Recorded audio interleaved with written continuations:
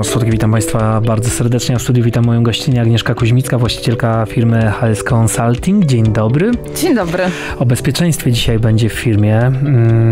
O czym powinien pamiętać przedsiębiorca, który będzie zatrudniał w swojej firmie, no nie jednego, ale kilku pracowników? Pytanie dosyć trudne, ponieważ nie ma jednej odpowiedzi.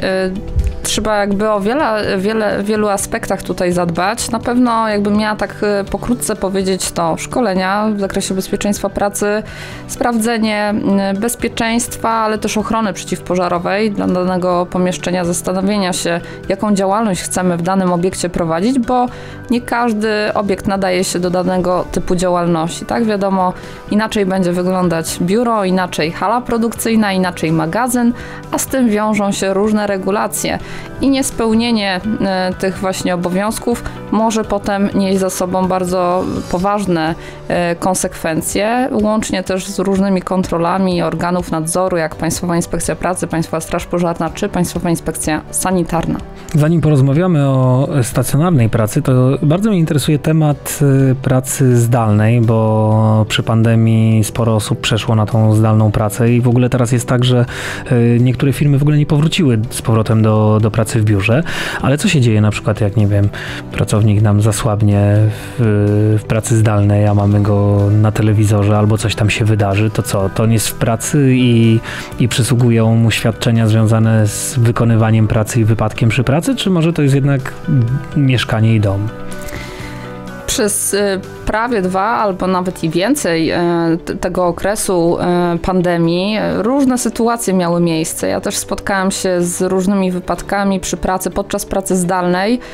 I musimy pamiętać, że świadcząc pracę w sposób zdalny i tak jesteśmy pracownikami, więc takie same regulacje prawne nas obowiązują, czyli na przykład nie możemy spożywać alkoholu w czasie pracy, tak? Mamy określone godziny, musimy w tych godzinach świadczyć pracę, niezależnie czy pracujemy w biurze, czy z domu, jakby cały czas jesteśmy pracownikiem, jeżeli coś nam się wydarzy i ma to znamiona wypadku, czyli czynnik zewnętrzny, uraz, związek z pracą.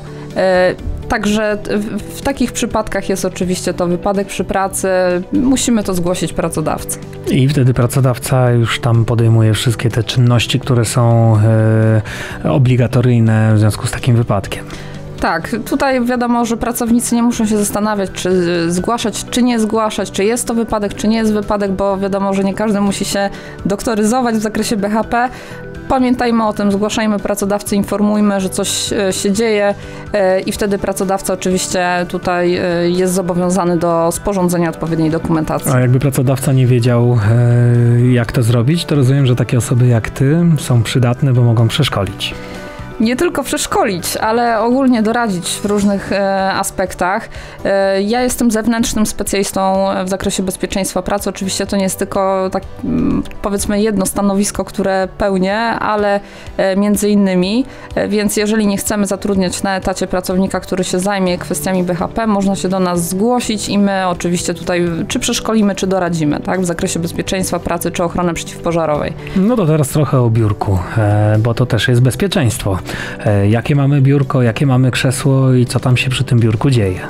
Różne rzeczy niestety się wyrabiają. Czasami jak patrzę, jak się łączę z pracownikami podczas właśnie pracy zdalnej, telepracy, którą wykonują gdzieś tam w domu, te biurka niestety różnie wyglądały, w szczególności na początku epidemii, bo my jeszcze nie byliśmy tak, powiedzmy, za pan brat z pracą zdalną. Dopiero jak już ta epidemia się wydłużała, jakby większość osób zaczęła myśleć, chyba powiedzmy praca w kuchni, czy gdzieś tam w przedpokoju nie za bardzo, więc zakupię fotel, zakupię biurko, które będzie sprawiało, że będzie mi się pracowało bezpieczniej, ale ergonomiczniej również i te plecy na przykład nie będą już mnie bolały po 8 godzinach pracy. Więc jakby wiadomo, tutaj jeżeli chodzi o kwestie ergonomii, też jest kilka takich aspektów, na które powinniśmy zwrócić uwagę, więc może nie będę tutaj wszystkich wymieniać, bo to by była naprawdę długa lista. Jeżeli macie tutaj jakieś pytania, oczywiście możecie do nas takie pytanie skierować. Tak sobie jeszcze myślę o tym krześle, bo rzeczywiście jak w domu nie ma porządnego biurka i krzesła, to co, to pracodawca kupuje, czy pracownik? Te przepisy covidowe, można tak potocznie to nazwać, które zostały wprowadzone w okresie epidemii, wskazują, że jakby pracodawca ma obowiązek zapewnić bezpieczne warunki pracy też podczas pracy zdalnej. Pracownik może odmówić wykonywania pracy zdalnej, jeżeli do tego nie ma warunków. Wtedy pracodawca musi wskazać miejsce, gdzie tą pracę będzie wykonywał, jeżeli nie jest to możliwe na przykład w biurze, w siedzibie pracodawcy. Więc w każdym przypadku, jeżeli rzeczywiście te warunki pracy nie są zapewnione zgodnie z przepisami BHP, możemy taką pracę, powiedzmy, odmówić wykonywania świadczenia. Ciekawe. To tutaj też od razu się pojawiają dobre relacje między pracownikiem a pracodawcą, które też są bardzo ważne, także w kwestii bezpieczeństwa. Nie można nadużywać tego przepisu, bo tutaj ustawodawca wskazuje, że w sytuacjach takich szczególnych, tak, jak na przykład mamy pożar, musimy się ewakuować z obiektu, wiadomo, że naszym ludzkim zachowaniem jest powstrzymanie się od wykonywania pracy, ale na przykład jak w okresie epidemii, jeżeli pracodawca zapewnił na przykład maseczki, rękawiczki, no to jakby pracownik nie mógł odmówić wykonywania tej pracy, tak, więc jakby tutaj musimy w rozsądnych granicach działać. Bezpieczeństwo przeciwpożarowe, kolejny temat, także bardzo ważny. Temat rzeka, bo tutaj można by było dużo opowiadać i musiałabym jeszcze zabrać ze sobą osoby, z którymi współpracuję na co dzień, bo są to czynni zawodowo strażacy, którzy mają naprawdę dużą wiedzę w zakresie ochrony PPOŚ, audytują, ale też opracowują dokumentację w zakresie ochrony PPOŚ.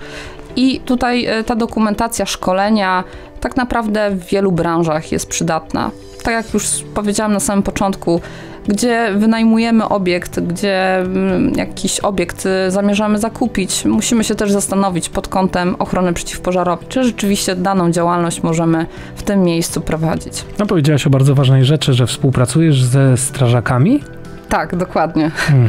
A jacy jeszcze specjaliści współpracują z Tobą? Specjaliści w zakresie ochrony środowiska, w zakresie zarządzania jakością, audyty ISO, przede wszystkim 9001, czyli norma jakościowa, 14001, czyli środowisko i 45001, czyli BHP.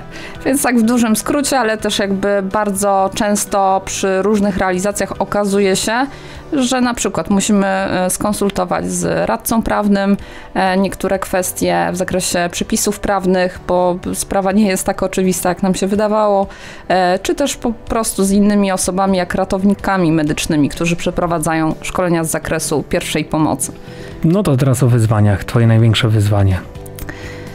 Staram się tak nie podchodzić, nie mówię, że na przykład mam jakieś wyzwania na dany rok. Staram się oczywiście planować z wyprzedzeniem, ale też reagować na różne sytuacje, bo założyłam jakby działalność w okresie epidemii, czyli można powiedzieć różne sytuacje też były po drodze ciężkie dla niejednego pracodawcy, przedsiębiorcy i to mnie nauczyło jedno, że oczywiście warto mieć jakieś plany, zamiary, natomiast też trzeba szybko działać, jeżeli sytuacja trochę nam może się wymknąć poza naszą kontrolę, albo rzeczywiście coś się wydarzy niezależne od nas. Jakie plany na przyszłość? Plany na przyszłość, dalszy rozwój działalności i też jakby kończę kierunek prawo, więc chciałabym w tym też kierunku się dalej rozwijać w zakresie przede wszystkim prawa pracy. To w takim razie na zakończenie powiedz jeszcze, gdzie Was możemy znaleźć. Na stronie internetowej ehsconsulting.pl. Oczywiście na mediach społecznościowych staramy się też rozwijać, żeby docierać jak najszerzej do różnych osób z różnych branż, żeby edukować, więc Facebook, Instagram czy też LinkedIn. Także zapraszam serdecznie do odwiedzenia. Zapraszamy i odsyłamy. Właścicielka firmy EHS Consulting, Agnieszka Kuźmicka, była moim i Państwa gościem. Bardzo dziękuję za rozmowę. Dziękuję. Tomasz Słodki, do usłyszenia, do zobaczenia.